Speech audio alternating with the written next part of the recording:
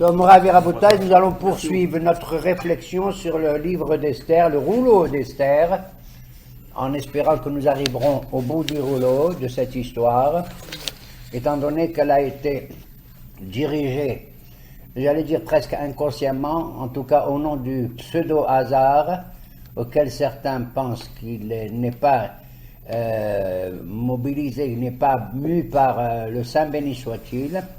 Et c'est une des raisons pour laquelle, aussi étrange que cela puisse paraître, la fête de Purim porte un nom étranger. Le mot pour, comme vous le savez, n'est pas un mot hébreu, contrairement aux autres fêtes, comme Pessah, où Dieu a sauté au-dessus des maisons pour infliger la dernière des plaies aux Égyptiens, Shavuot, qui est la fête des semaines qui nous rapproche du mont Sinaï, ainsi que Sukkot, qui indique comme quoi la providence divine a entouré le peuple d'Israël lors de ses péripéties, ses périples dans le désert du Sinaï durant 40 années. Rosh Hashanah, comme son nom l'indique, c'est le jour de l'an, au mois de Tishri, et Kippour, c'est le jour par excellence de l'expiation de toutes nos fautes. Kippourim vient du mot kapara, la kapara. Même si un homme il fait tchouva, et il est agréé au nom de Akadosh Baruch Hu, mais il doit faire aussi une kapara. À l'époque où le temple existait, il y avait justement des offrandes, des sacrifices qui devaient se faire. Si l'homme était suffisamment riche, il pouvait offrir un animal, peu importe lequel, par minabakar ou minatson, soit un bovin, soit un ovin. S'il était moins riche, il pouvait offrir des tourterelles ou des pigeons, hein, d'accord, des colombes, une pour le hatat, pour l'expiation, et une pour la rola, pour l'holocauste. S'il était encore vraiment le pauvre misérable, eh bien, il n'offrait qu'une petite quantité de semoule, qu'on appelle la minha. Rabbeinu Bechaye nous indique qu'il y avait 13 sortes d'offrandes dans le temple, et c'est lié à la paracha de cette semaine, qui est la paracha de Tzav, et qui continue à nous parler du culte qu'il y avait à l'intérieur du temple à Jérusalem. Il dit qu'il y en avait 13 sortes. Il y avait 5 sortes de menachot, c'est-à-dire d'oblation. Une oblation, c'est une offrande faite de semoule, avec de la semoule, et selon le mode de cuisson, elle portait un nom différent. Si elle était sur une mahabat, sur une poêle, si elle était marhechet sur un récipient beaucoup plus profond, elle faisait un petit bruit avec de l'huile, ou bien du solètre tout simple, d'accord? On y additionnait de l'huile et ce qu'on appelle une levona, une espèce de parfum. Et il y avait également 8 sortes d'autres d'offrandes, de sacrifices d'animaux, d'accord? Et c'est pourquoi ce chiffre 13, nous dit-il, c'est Yud Gimel Midot Arahamim, par rapport aux 13 attributs de la miséricorde que nous récitons très souvent. Hachem, Hachem, El Rahum, Hanoun, El Echapaim, la présence éternelle, toi qui es miséricordieux, etc. Et longanime et patient, etc. D'accord? Et donc, oui, ce nom donc tous les noms des fêtes sont d'origine hébraïque, pour ainsi dire, et rappellent un événement historique.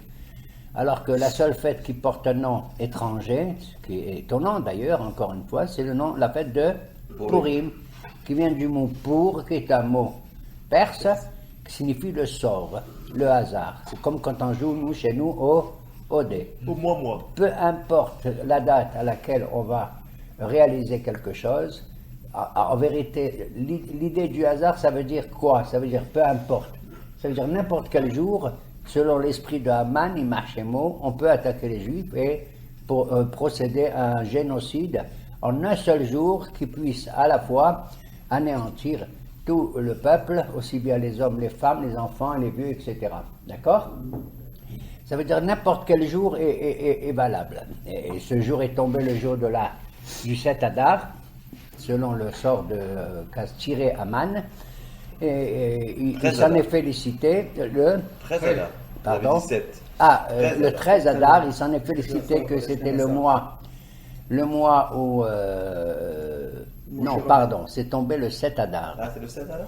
C'est tombé le 7 Adar Et pourquoi non, Midrash nous raconte, il s'est félicité parce que c'était le jour de la mort de Moshe Rabbeinu. Moïse est mort le 7 Adar.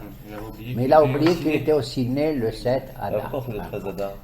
Non, mais Après, c'est dans la Nissim, on dit Bishlocha Asar, les Chodesh Nemasar ou Chodesh Adar. Oui, oui. Je t'amène la vose. Oui, ça correspond, c'est-à-dire que la mise à exécution a été faite 8 jours plus tard, sans savoir que c'était peut-être le jour à supposer de la circoncision de Moshe Rabbeinu. Ou Bayom Hashemini, Imol Bessar Olato. Ok? Et donc, pourquoi je dis ça? Parce que Aman est descendant de Amalek. Et on sait que lors du premier combat que les Amalécites ont fait contre Israël, alors qu'ils n'avaient aucune raison évidente de le faire, ni une volonté ni d'accaparer un territoire, ni de se venger, nous étions en plein chemin, eh bien, ils avaient, c'est sur le plan spirituel qu'on le dit, ils avaient pris leur propre prépuce qu'ils ont jeté dans le ciel, et dit, prends ça. C'est-à-dire, cette alliance que nous avons signée avec Akash Baruch Hu pour la circoncision, ils l'ont rejetée en la jetant là-haut. Et donc, le fait que cette fête porte un nom étranger, un nom perse pour, il a tiré le pour, nous avons pris ce mot, et au lieu de le prendre au singulier pour, on l'a pris au pluriel, Purim. De là, on apprend qu'effectivement, il ne s'agit pas de fêter pendant Purim l'événement qui s'était déroulé du temps de Esther et de Mordechai, mais hélas, tous ceux qui ont suivi et que nous voulons tous enrayer de notre calendrier. Voilà pourquoi ça s'appelle au pluriel Purim. Tu tires le sort, nous aussi on va tirer le sort d'une certaine manière. Voilà pourquoi c'est réellement au pluriel. Et on voit qu'effectivement, tous les vedettes de cette histoire, aussi bien Hachvérosh, Aman, Mordechai et Esther, jouent un rôle qui est un rôle un peu caché, un peu. Esther ne doit pas dire quelle est son origine, d'où elle vient et quel est son peuple. Hein. Mordechai, lui, est le seul qui affiche cette identité. D'ailleurs, certains de nos peuples, de nos frères de l'époque, du Sanhedrin, vont lui reprocher d'avoir mis en danger tout le peuple à cause de ça, d'avoir mis en danger le peuple, en disant Ish, Yehudi, Aya, etc. Et donc, ce phénomène-là est là pour indiquer que dans une guerre, dans un combat, il faut naturellement prendre des gants lorsqu'il s'agit d'attaquer n'importe quelle nation, ou si on est attaqué nous-mêmes et tout, mais en l'occurrence, s'agissant de Amalek, il y a une volonté directe et totale d'effacer son nom, parce que il est l'expression même de ce qu'on appelle le mal par excellence, le Yetzer Hara. On a vu combien le prophète Shamuel a critiqué l'attitude de Shaoul le roi, qui devait faire un combat contre Amalek, et qui avait épargné son chef, son roi, le roi Agag. Et je vous conseille également de lire, parce que cette fête, si vous voulez, a marqué dès le début, au nom de l'Esprit Saint, si vous voulez, David Ameler, il est conseillé de lire le psaume de Purim, c'est le psaume numéro 22, Kaf Bet. Et là-bas, qui s'appelle Ayelet Hashahar. Elle porte ce nom magnifique, qui s'appelle la biche de l'aurore. Un jour, de rabbin de Tanaïm d'Agmara raconte se promener dans une vallée et ils ont vu le lever de l'aurore qui était lent, jusqu'à l'apparition du soleil. L'apparition du soleil signifie la Géoula, signifie la délivrance. Et un des deux a dit à l'autre, tu vois, ainsi est la Géoula, ainsi sera la délivrance d'Israël. Elle n'est pas brutale, comme ce fut le cas entre guillemets, lors de la sortie d'Égypte, Pitom, tout se passe assez précipitamment, à minuit, après la mort des premiers-nés, on doit sortir, etc. Et notre Géoula va se faire lentement. Pourquoi elle se fait lentement? Parce qu'elle ne veut pas simplement l'intervention divine, directe, parce qu'il peut intervenir rapidement pour régler les problèmes, mais elle souhaite également notre participation humaine. vraiment notre participation à nous pour construire, élaborer et fonder un État avec toutes ces institutions. Et dans ce psaume, Esther, qu'on attribue à Esther, c'est David Amelech, qui avait vécu naturellement avant tous ces événements, mais il a écrit les Teilim selon le Ruach HaKodesh, selon l'Esprit Saint. Il décrit ces événements au nom de Esther, qui appelle la biche de l'aurore. Parce qu'en vérité, c'est à elle que nous devons le salut de la médisance et du mal que prévoyait Aman. Et elle s'écrie dans ce psaume, il parle en son nom, il dit « Eli, Eli, lama azavtani » mon Dieu, pourquoi m'as-tu abandonné? J'aurais souhaité que tu viennes à notre secours. Et elle dit comme ça, je me suis adressé même aux anges qui viennent nous aider et tout. Pourquoi je dis ça? Parce qu'en disant Eli, Eli, tout se passe comme si les anges eux-mêmes étaient stupéfaits de voir la mauvaise intention de Haman. Et pour ainsi dire, ils avaient perdu leurs ailes, ils avaient perdu leur force. Voilà pourquoi Esther s'adresse à Eli, Eli, et elle nous dit comme ça, il y a deux anges qui auraient pu, ou deux forces qui auraient pu mettre un terme à tout cela. Un, c'est l'ange qui s'appelle Michaël, et l'autre qui s'appelle la puissance d'Israël. Si vous regardez le mot Michaël, Mem Yud Chaf Aleph Lamed, il y a dedans les lettres Eli, Aleph Lamed Yud, Michaël, qu'est-ce qui reste? Mach. Qu'est-ce que ça veut dire Mach? Hein? Le faiblard, le pauvre faiblard, Mach. L'amour. Et Israël, tu enlèves Eli, Aleph Lamed Yud de Israël, qu'est-ce qui reste aussi? Rash, c'est-à-dire le malheureux, celui qui est inerte, totalement inerte. Alors elle s'écrit Eli, Eli, mon Dieu, hein? Nous sommes devenus Mach et Rash, misérables et faiblards. Nous sommes dans l'impossibilité. Atzileni miyad, asila miherev nafshi. Sauve mon âme de l'épée. En hébreu, si tu regardes les rachetébot, les initiales de ce pasouk, de ce verset, qu'est-ce que c'est? Hatzila, ça commence par un. Miherev, ça commence par un. Nafshi, ça commence par un nun. Mem et nun, ça fait Haman, Arasha. Et après, elle dit, après cette expression, sauve mon âme de l'épée, Hatzila mi herev nashi, Hatzileni mi yad kelev, protège-moi du chien. Et là, hein, on le regarde comme ça, les Hacham, ils ont dit à Esther, arrête, ne dis pas ça. À quelle pensée? Le premier, Mia, Atzila, Miherev, Nashi, c'est Haman. Et qui c'est le deuxième, le Kelev? Non, il n'est pas là. À Hashverosh. À Hashverosh, puisqu'il avait participé en donnant la tabarat, hein, son sceau, à Haman. Parce qu'il est pour quelque chose dans cette affaire. Alors on regarde méchamment David et dit, ah, t'as dit ça. Il ne faut pas dire ça. On doit même respecter un roi comme il était et tout. On va changer toute sa décision et tout.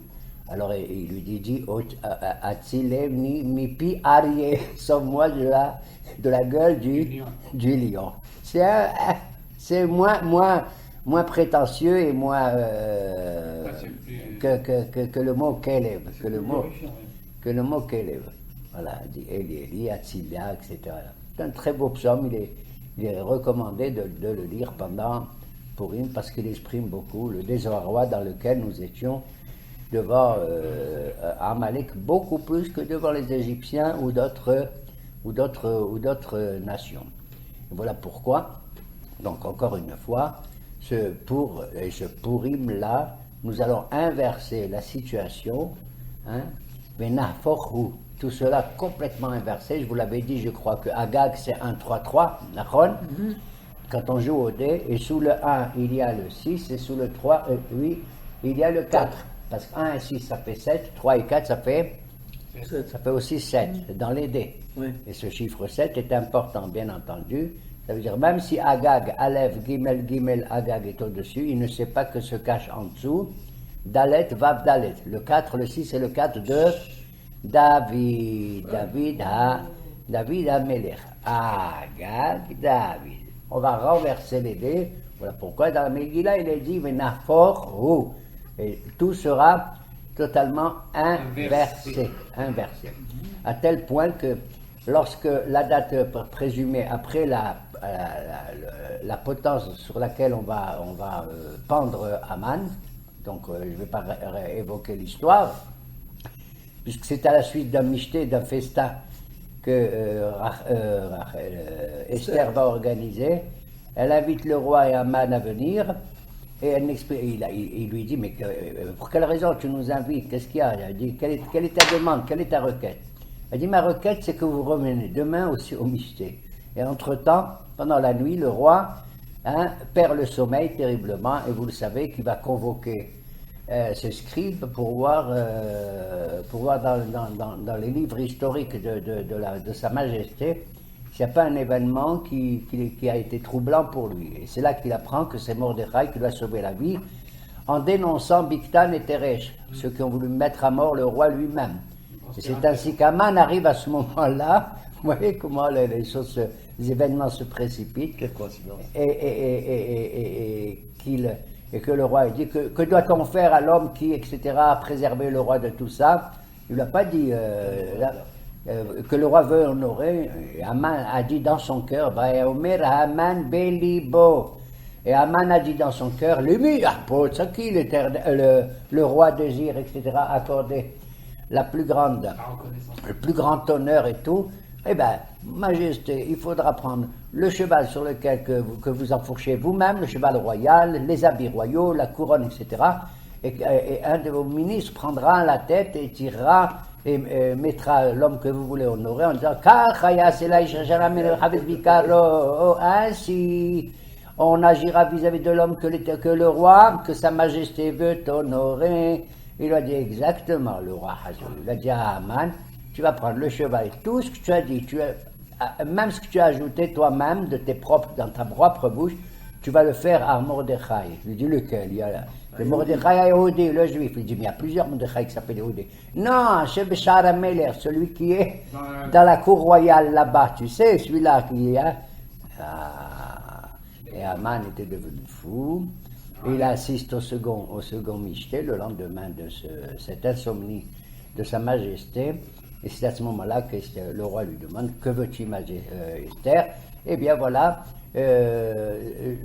j'aurais gardé le silence s'il n'avait pas été personnellement, moi aussi, mis à exécution par quelqu'un qui veut détruire et moi et toute la nation à laquelle j'appartiens. Et c'est là qu'elle découvrira Hachvérosh. Et elle tend le doigt au début, il lui dit « Mais qui a voulu faire ça ?» dit le roi Hachvérosh à Esther. Elle tend le doigt vers lui. Et nos Hachamim nous disent dans le Midrash, un malach il est venu et il a détourné la main d'Esther vers qui Haman, Hara, Azé, etc. C'est Haman. Le roi est épouvanté, il sort, et là il n'arrive plus à se contrôler. Et c'est à ce moment-là qu'un de ses subordonnés, qui était dans son jardin, qui s'appelle Harbona, et nous ajoutons Zacholetov, ce Harbona qui dit Majesté, sachez, qu'est-ce que tu fais là? Il dit, vous voyez là-bas la potence qu'a fait Haman, qu'il a préparé. Il revient, le roi, il rentre à nouveau dans le palais et il voit Haman qui tombe sur le divan, sur le fauteuil où se trouve Esther. Quoi, tu veux aussi conquérir ma femme, la reine, dans ma propre maison? Et c'était fini. Haman hafou. Haman hema. Lorsqu'il voyait tout ce qui se passait, son cœur était plein de hema, d'amertume, de colère et d'amertume. Vous savez ce que ça veut dire Vaimalé? J'ai entendu un pirouche, j'ai étudié il y a longtemps un pirouche comme ceci. Ça veut dire Haman était rempli d'amertume, une amertume très noire, bien entendu.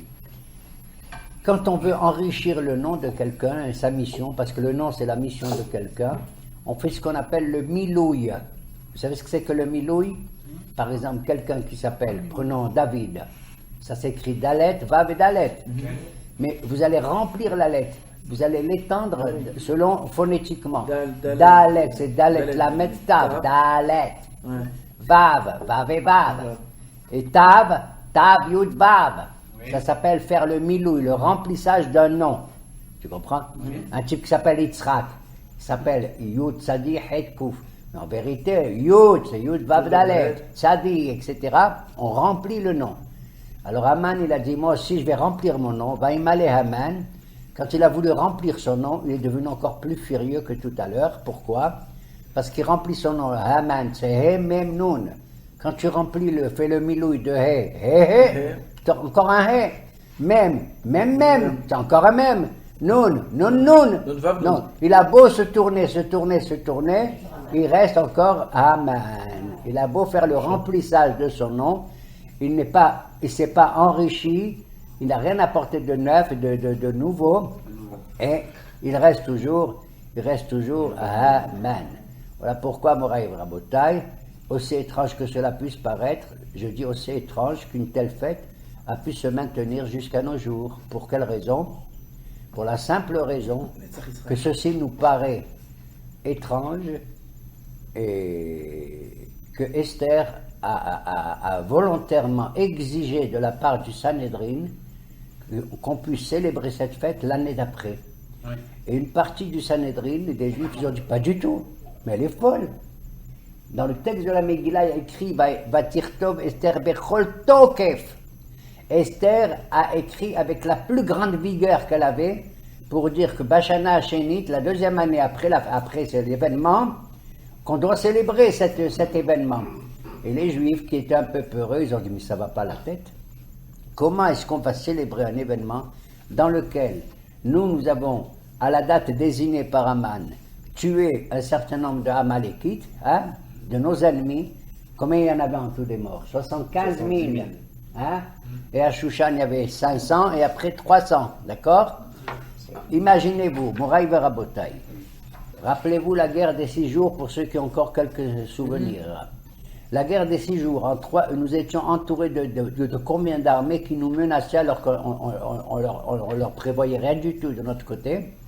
En 3 heures de temps, le 6 juin, si vous vous souvenez, notre aviation a détruit la plus grande aviation égyptienne.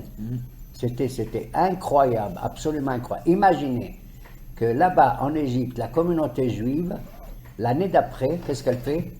Elle se balade, elle fait une procession majestueuse, elle rigole et tout, ou dans les rues du Caire. Qu'est-ce que vous pensez? Qu'est-ce qui serait passé?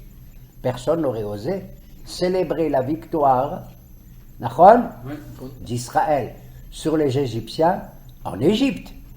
Exactement pareil. Quand Esther demande à ce qu'on célèbre la fête de Purim l'année suivante, eh bien, il y avait une réticence de la part de certains. Je ne veux pas parler de politique, de certains comme ça, soi-disant humanistes et tout, qui au nom de la morale, on dit mais c'est impossible. On ne peut pas célébrer la fête de Purim ou en Perse. C'est comme si on célébrait quoi? La mort de notre victoire et la mort des 75 000, etc. Elle ne demande pas spécialement à célébrer en Perse, elle demande à célébrer chez tous les Juifs de partout, dans toutes les Galilotes. À plus forte raison, mais aussi en Perse. D'autant que Madame Esther ainsi que Mordechai sont restés là-bas. Et attendez, une des raisons pour lesquelles on ne lit pas le Hallel à Purim, alors qu'on le fait à la Hanoukia. Une des raisons pour lesquelles on ne lit pas le Hallel, pour chaque fête on lit le Hallel, même pour Hanouka. Parce que pour Hanouka, l'événement a eu lieu en Eretz Israël. C'est une des réponses. Alors que la victoire a eu lieu à l'étranger. On ne fait pas le Hallel quand une victoire a lieu à l'étranger. La deuxième raison, un autre rabbin, il est venu dans le Talmud, il a dit oui, mais c'est vrai que le Hallel lui-même, qu'on chante Alléluia, Alléluia, non. La lecture de la Megillah elle-même va compenser le Hallel. C'est comme un Hallel, sous-entendu. Et quand Esther a écrit avec toute sa force, sa persuasion, en disant, vous allez quand même célébrer cette fête, vous allez quand même, Vatirtov Esther et Kol Tokef, vous allez quand même faire cette fête, et finalement ils vont admettre cette demande.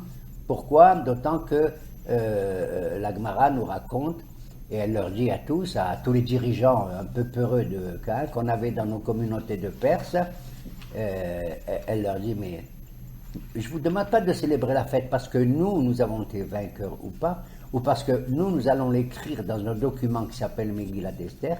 Vous n'avez qu'à consulter les chroniques royales de la Perse dans le livre officiel, le journal officiel de la Perse et royale. Vous verrez que tout ce qui s'est passé, tous ces événements sont consignés là-bas. Donc ils ont admis, les goyim qui étaient là-bas ont admis cette idée qu'il y a sous l'action humaine de nous, de venger ce qui devait nous arriver, il y a une intervention divine, quand bien même cette intervention était cachée, elle était scellée. C'est peut-être la raison pour laquelle dans le judaïsme, le théâtre n'a été institué qu'à partir de la fête de Purim. On était au début hostile. Vous savez, dans le théâtre des autres, des Grecs, etc., des Romains, il y a dans le théâtre, vous savez quoi, une histoire où on voit les divinités païennes qui sont les plus grands artistes. C'est bidiouk ça. Le théâtre, c'est mettre en scène les divinités qui ne jouent aucun rôle dans le ciel parce qu'elles n'ont aucune intervention, et on essaye de les faire parler dans le théâtre, en bas, ici-bas. Ok? Eh bien, nous, on n'a jamais voulu faire ce genre de choses, sauf pendant la fête de Purim. Pendant la fête de Purim, et c'est une des raisons pour lesquelles on porte des masques, on se déguise, etc., pour montrer que derrière le masque se cache une intervention divine qui est toujours présente au nom de la providence. Le nom de Dieu ne figure pas dans le rouleau d'Esther, alors que dans tous les autres livres de la Bible, on parle de Dieu sans arrêt. Il n'y a pas une page où on ne parle pas de lui. Mais si tu regardes bien, tu vois que dans la bouche d'Esther, le nom de Dieu figure. Comment? Il est caché lui aussi. Quand Esther se met à dire au roi, Yavo Hameler Behaman Hayom, que le roi vienne aujourd'hui et Haman aujourd'hui au festin que je vais faire. Quand tu regardes les initiales de Yavo Hameler Behaman Hayom, Yud, ensuite le He, ensuite le Vav, ensuite le He. C'est le nom qui réside et domine, à savoir tous les temps, le passé, Havaya, le présent et le futur. Yavo Hameler Behaman Hayom. Alors que Haman, lui, a regardé le nom de Dieu à l'envers. À l'envers. Alors qu'il était, lui, il a été nommé après la mort de Vashti comme premier ministre du roi Achashverosh, et que tout le monde se prosternait devant lui, sauf un, qui c'est un juif. Un ne se prosterne pas, donc je vais zigouiller tout le monde. Et quand il raconte toute sa fortune et tous ses honneurs qu'il a eus, à sa femme Zeresh, ainsi qu'à ses amis et aux sages de son entourage, il a dit, tout est parfait dans ma vie. Un homme, tout est parfait, il a tout ce qu'il faut, mais il y a un détail qui le dérange et ça le rend malheureux. Tout le bonheur que j'ai, la richesse, la puissance, les honneurs et tout, c'est rien du tout. À chaque fois que je vois quoi, ce Mordechai qui ne se prosterne pas devant moi. Selon Rashi, Mordechai ne se prosterne pas parce qu'Aman aurait porté sur lui des images de païennes, de divinités païennes. Ça n'est pas si sûr que ça. Bon, enfin, c'est selon Rashi et selon certains. Zé, Eneno, Chauvet, Li, cela ne m'intéresse pas. Non pas les Rachetébot, les initiales de ces 4 mots, mais les Sophetébot, les fins de ces mots. Zé, ceci. Qu'est-ce qu'il y a après Zé? Eneno. Zé, qu'est-ce qu'il y a après Zé? Hé. Bechol Zé. Eneno. Vav. Chauvet. Li. Hé. Vav. Hé. Yud. C'est le nom de Dieu, mais à l'envers totalement. Ah, toi tu dis ça à l'envers, et bien nous allons remettre à l'endroit le nom de Akadosh Baruch Hu. Pour toi, il est à l'envers, il n'existe pas, mais pour nous, Mamash, il existe totalement. Voilà pourquoi Moraï Berabotai, Esther, grâce à elle, a fait en sorte que cette fête puisse être célébrée d'année en année partout dans le monde, et surtout en Eretz Israël. Et la Torah, et la Torah. Tu vois, au lieu de dire le rouleau d'Esther, Megillat Esther, je dis la Torah. Parce que c'est le seul texte biblique qui méritait de ressembler à un Sefer Torah. Bien sûr, c'est un rouleau parce que c'est un Sefer Torah aussi. Parce que quand on le lit, quand tu lis le Sefer Torah à la synagogue, tu le déploies pas entièrement. Mais le rouleau d'Esther, c'est aussi une Igeret, comme une lettre. Quand tu as une lettre, tu l'ouvres entièrement. D'accord ? Ouais. Alors pour lire à la synagogue la Megillah, on l'ouvre entièrement, et à quelqu'un qui la tient par là et un par là. Et après qu'on a fini de lire tout le texte qui est ouvert devant nous, on l'enroule à nouveau. C'est le sens du mot Megillah, enroulé en hébreu. Et Megillah Esther, ça veut dire révéler aussi ce qui est caché. Vous vous rappelez ? On a dit que Esther, ça veut dire caché. Et Esther, ce qui est caché, va briller. Comme la Yelet Shahal, la biche de l'aurore qui va briller, parce que Esther, c'est une étoile. Comment on dit une étoile en français et dans toutes les langues ? En français. Astre. Ah oui, Astre, Esther. Aster, Astahar. C'est-à-dire, la lune aussi porte ce nom, qui ressemble, c'est Sahara, Sihara, Astara, En arabe. ou Ashterot. Sihara, c'est en hébreu. c'est vrai. La lune a 3 noms, monsieur. Levana. Comme le soleil. Elle s'appelle Levana, Yareah et Sihara. Sihara. Sahar en hébreu, Sahar. D'ailleurs, même Ouais, c'est le dans gros- l'arabe dialectal, le Sahar, ça veut dire le soir. Le Sahar, Ouais. d'accord ? Le moment où la lune apparaît.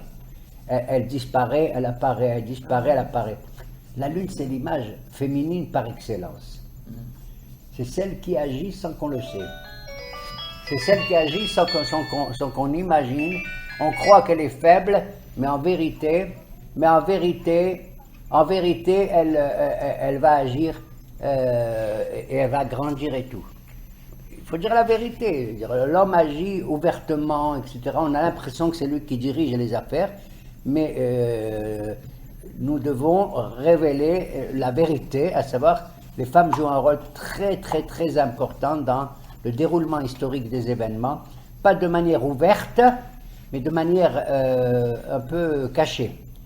C'est lié à leur nature, etc.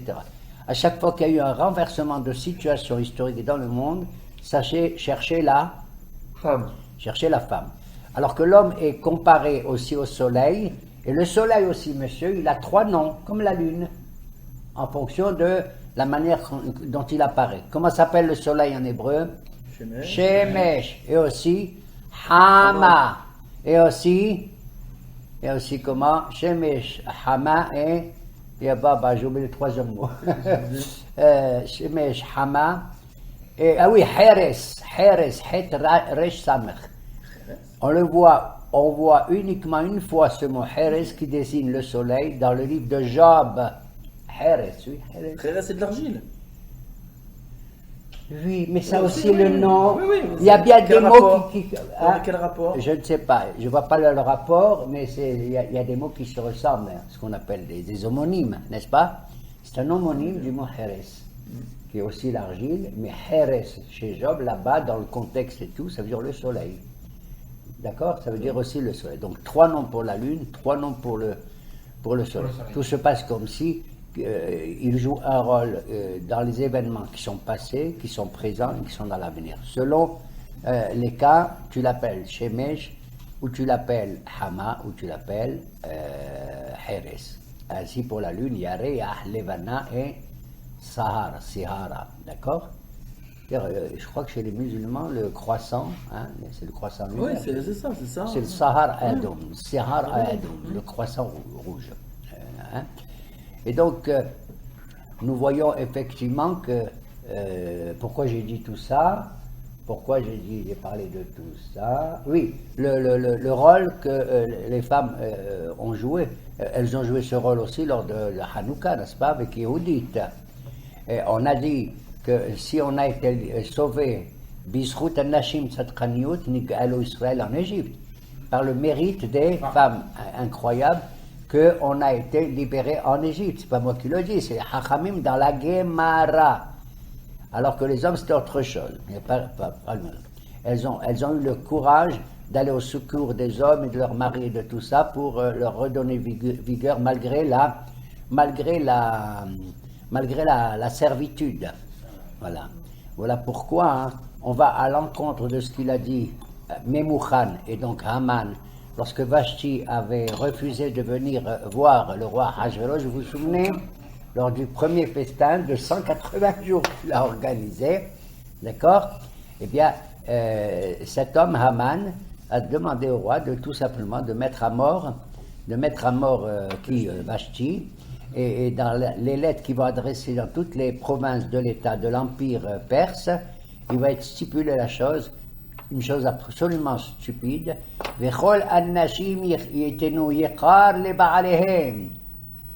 comme si le refus de Vashti de venir portait ombrage à tous les hommes de toute la Perse. C'est-à-dire, Majesté, ce n'est pas vous simplement à qui elle a fait un affront, Madame Vashti, mais à tous les hommes de la terre. Et nous voulons par ceci faire en sorte que toutes les femmes doivent donner comment dirais-je, yekar, hein, doivent avoir un égard de leur mari, beaucoup d'égards. D'accord? Les gens qui ont reçu ça, même un monsieur très simple dans la vie sociale et tout, a dit, mais il se fout de nous celui-là. Mais nous, on n'a aucun problème avec nos femmes. Elles nous respectent, non seulement elles nous respectent, mais en plus elles nous font tout ce qu'il faut, etc., etc. Et c'est à cause de cela qu'ils vont avoir un doute sur les autres lettres qui vont venir pour détruire le peuple d'Israël. Vous comprenez? Et donc, on voit le rôle, la meilleure des preuves. Mordechai est un personnage important, oui ou non? Oui. Mais lui, il risquait de mettre en danger les communautés juives. Et quel est le personnage qui est vraiment la vedette de Purim? C'est Esther. Esther qui prend sur elle, c'est incroyable, à l'encontre de la halakha, à l'encontre de la loi juive, de la religion. Quand elle apprend que Mordechai dit, tu sais, si tu n'interviens pas maintenant, alors la délivrance vient d'ailleurs, et toi tu mourras, toi aussi Esther, toi et toute ta famille, tout ça, comme ça, à qui il parle, on dirait qu'il est. Et qu'est-ce qu'elle envoie son messager, et elle dit à Mordechai, l'Erkenos et kol haYehudim yetzumu alay. Va réunir l'ensemble de la communauté, et vous allez prier, et vous allez jeûner pendant pendant 3 jours, nuit et jour. Qui c'est qui peut tuer comme ça? Impossible. Personne ne peut. Personne. Et pendant, quand c'était pendant la veille du Seder, le 14, le 15 et le 16. Le 14. Parce qu'on brûle le Hamès le soir du 14, d'accord? Non, le jour du 14. Et après, il y a Pessah et il y a le lendemain de Pessah. Et c'est au lendemain de Pessah, après ce jeûne collectif de 3 jours, vous vous rendez compte, ne pas manger, ne pas boire, je vais vous dire, c'est pas évident. C'est pas du tout évident. C'est à ce moment-là que le 15 Adar, qui a été pendu? Monsieur Haman. Il a été pendu à ce moment-là. D'accord? Comment Esther a pu avoir la force de dicter une telle chose?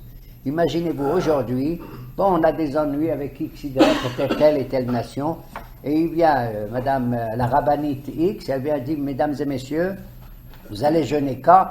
Pendant Shavuot, pendant Pessah et tout, 3 jours. Cela prouve tout simplement, selon certains, dans le traité talmudique de la Megillah, nous disent qu'elle avait en elle le Ruach HaKodesh. Quand elle va rencontrer le roi Ahasuerus pour lui parler de tout ça, on dit, va-t-il bâche Esther Malchut? Esther avait porté ses habits royaux. Est-ce qu'on a besoin de nous raconter ça? Bien sûr qu'elle les porte, elle était reine. On dit le mot malbouche ici, Malchut, un vêtement royal, c'est vraiment le Ruach HaKodesh, parce qu'on a la même expression à propos d'un homme, et là-bas il s'agit de l'Esprit Saint, du Ruach HaKodesh. Et donc voilà pourquoi elle a fait preuve beaucoup plus que Mordechai d'ailleurs, dans toute cette affaire-là, c'est elle qui prend les directives. D'accord? Quand bien même Mordechai est considéré comme le rabbin de l'époque, l'homme qui étudie la Torah et tout. D'ailleurs, quand Haman vient le voir, après pour le mettre sur le cheval et tout, et Haman il lui demande, il dit, qu'est-ce que vous faites là? Il dit, on étudie, nous, la Torah. Qu'est-ce que... Ben, on apprend la mitzvah du Homer. C'était exactement le deuxième soir de Pessah, puisqu'on offre le Homer dans le temple. Hein? Il a dit, on a étudié le Homer. Il dit, qu'est-ce que ça coûte, cette histoire de...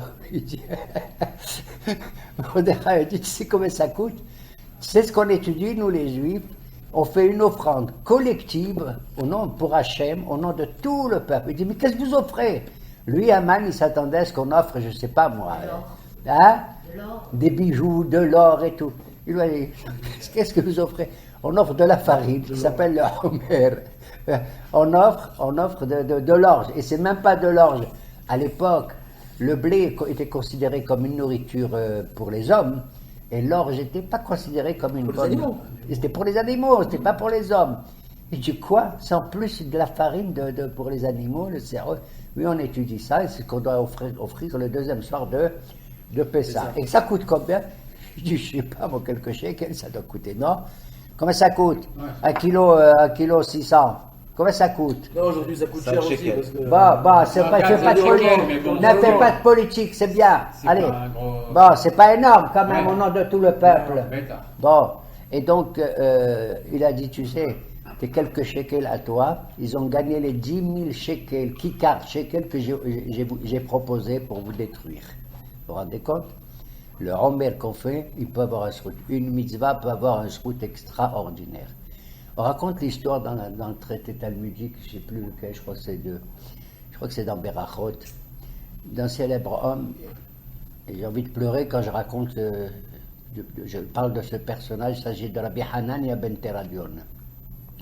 Rabbi Hanania ben Teradion, c'est le papa de Berouria, qui a épousé Rabbi Meir. Et lui, il est allé à l'encontre des décisions des Romains qui interdisaient d'étudier la Torah, et certainement pas en public. Et lui, il est allé à l'encontre de cette mesure, de cette discrimination, et il enseignait la Torah en public. À tel point qu'un autre rabbin très célèbre, qui s'appelle Rabbi Yossi ben Qisma, lui a dit, comment tu fais une chose? Tu sais très bien que c'est dangereux et que tu mets ta vie en danger. Il lui a dit, bon, moi je fais ce que j'ai à faire et tout. Et ils l'ont attrapé et tout. Et Rabbi Yossi ben Kisma s'approche de lui et dit, tu vois, je t'avais dit qu'il ne fallait pas faire ça, tu t'es mis dans le beau drap maintenant, Barminen. Il lui a dit, oui. Il a dit, oui, tu sais qu'ils vont te mettre à mort de manière atroce et tout. Il a dit, oui, je sais. Il lui dit, bon, et tu risques de perdre la vie ici-bas, mais tu sais pas qu'est-ce qui va t'arriver en Lamaba à cause de ça, ça enfreint, tout ça. Et il lui dit, eh oui. Il lui dit, dis-moi, est-ce que tu as fait dans ta vie une mitzvah? Tu te rends compte, tu demandes à Rabbi Hanania ben Teradion s'il a fait une mitzvah dans sa vie, alors qu'il a étudié, alors qu'il a enseigné la Torah de je ne sais pas à combien de gens, et c'était un grand maître. Il lui a dit, je veux une mitzvah qui te vient maintenant à l'esprit. Il lui a dit, bon, je vais te dire. Il lui a dit, tu sais, la veille de Purim, comme ça, j'avais préparé de l'argent. J'avais 2 caisses, deux tirelires. Une qui était pour la tzedaka, pour la charité et l'aumône, pour les pauvres. Et une autre où je mettais l'argent prévu pour Purim. Parce qu'à Purim, il faut acheter, il faut faire un festin, il faut offrir à ses amis, il faut surtout donner aux pauvres et tout. Et qu'est-ce qui s'est passé? J'ai tout mélangé. L'argent de Purim, il est tombé, il s'est mélangé avec l'argent de la tzedaka. Rabbi Yossi ben Kisma, il dit, alors qu'est-ce que tu as fait? Qu'est-ce que tu as pris comme décision? Il a dit, j'ai décidé que tout l'argent, il sera pour la tzedaka. Et moi, s'il le faut, je ne mangerai rien à Purim. Il l'a regardé comme ça, et il lui a dit, que ma part soit avec la tienne. Puis-je partager ta part que tu auras incroyable au là bas. On sait comment Rabbi Hanania ben Teradion va finir sa vie, mais je ne veux pas le raconter là. Vous avez qu'à, vous le savez, ou bon. Il a été pris, bon, je vais le dire, hein, ils l'ont mis dans un bûcher, etc. Et pour que sa mort soit la plus atroce, ils lui ont mis des cotons mouillés sur la poitrine et partout dans le corps, pour qu'il puisse mourir lentement. Le bourreau qui avait vu ça, qui était là, il regardait, il n'en pouvait plus. un bourreau qui brusquement a changé totalement à tel point que il lui a enlevé les cotons mouillés et il lui a dit, dis-moi, je vais t'enlever les cotons mouillés. Le goy, le bourreau, Haman, le bourreau. Et je fais exprès de dire Haman ici. Si je te les enlève, ces cotons mouillés, est-ce que tu me promets à moi que j'aurai le Olam Haba? Il lui a dit oui. Qu'est-ce qu'il a fait, le bourreau? Il s'est jeté lui aussi dans le feu. Il est mort de la même mort que Rabbi Hanania ben Teradion.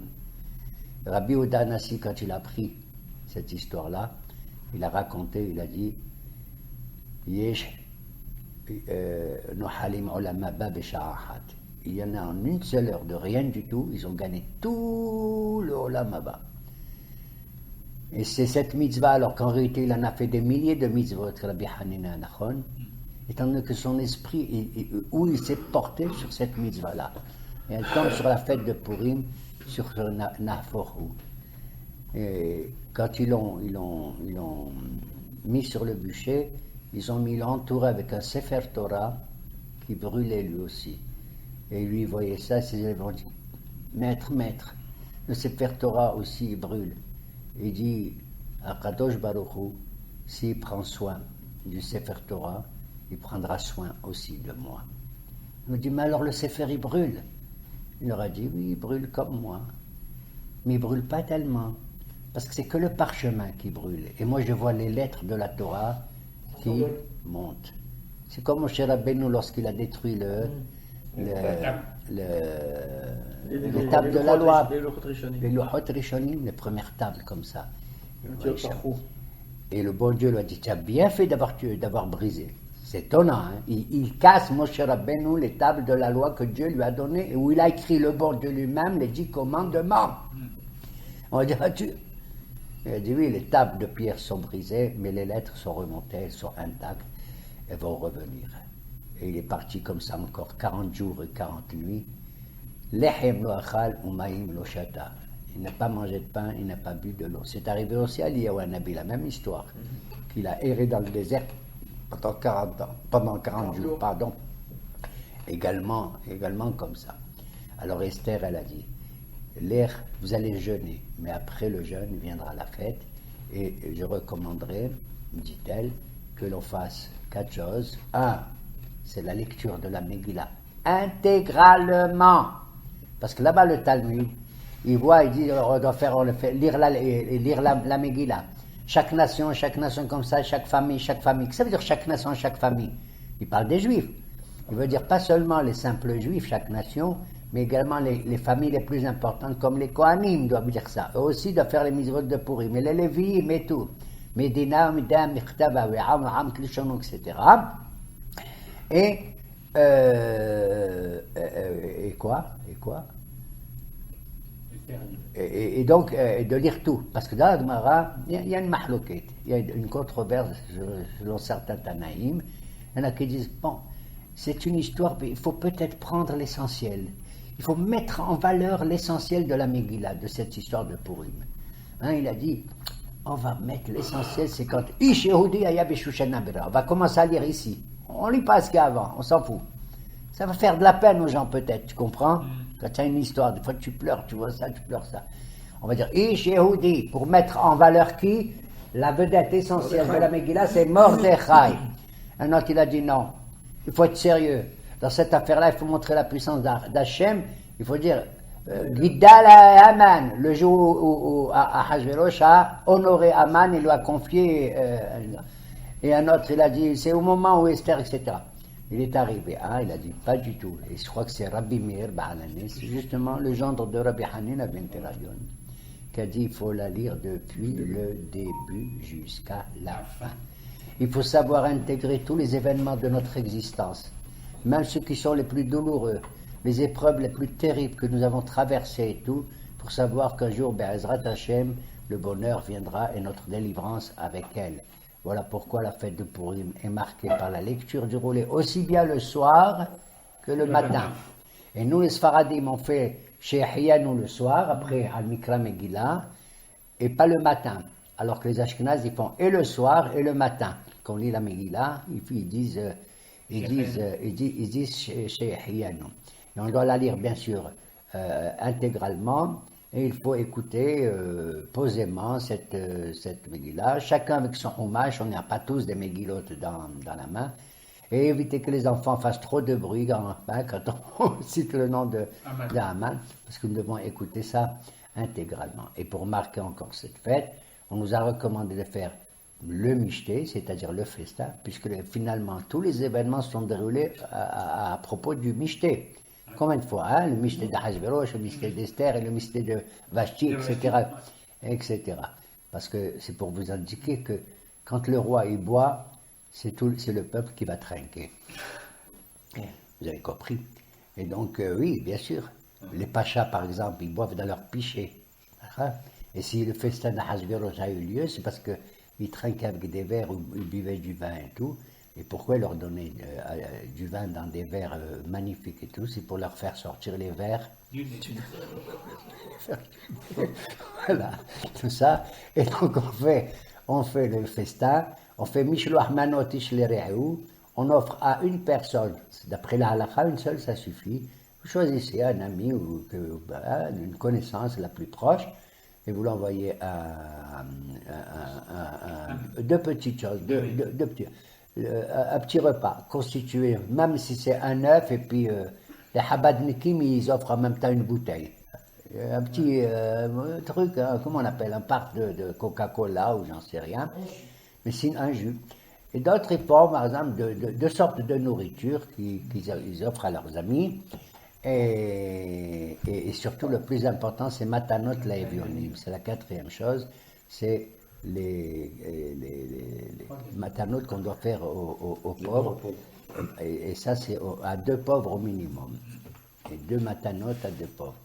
Maintenant, de nos jours, je vous dis la vérité, moi je trouve que c'est pas beau de donner à des pauvres, entre guillemets, de leur dire voilà, je t'offre une matana, à l'origine c'était de la nourriture. Qu'est-ce que tu vas lui donner? Un œuf et puis une banane?